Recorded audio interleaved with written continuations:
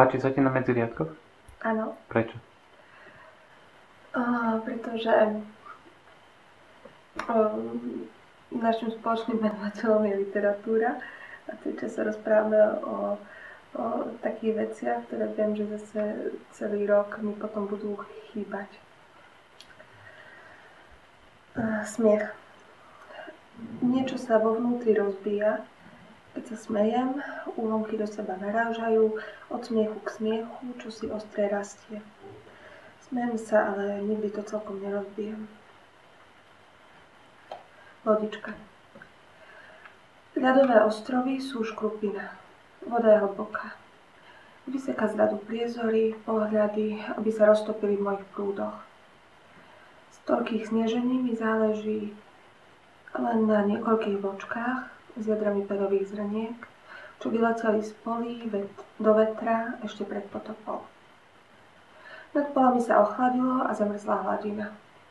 Moje rozprávky a všetko moje chuť poskladať, nechať si zo slov rozprávanie, prebudený dotyk. Pravidelný dých v stretnutiach. Dôležité blízkosti, sneh cítim na tvári, perové zrnká sa vracajú. Okolia. Dnes a stále ulice. Ich vlnenie také jemné a presné, tvári červotočí chodieb, kôre. Nápisy ako šifry a nerozluštiteľné steny. A odkazy, ktoré dokážem prečítať, veľmi často klamú. Sklo. V skutočnosti každý výdych rozbíja platňu. Chvíľu pred jej zničením sa na skle objaví mapa. Pripomína cesty krvi v plúcach. Ako živé stretnutia v bludisku, ktorým dýcháš, krok vpred. A prepadliská hrdla.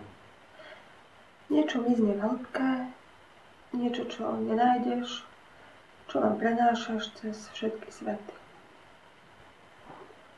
Ubúdanie. Skúsila som sa dotknúť rýb. Teraz chcem, aby rieky pre moje ryby boli bezodné.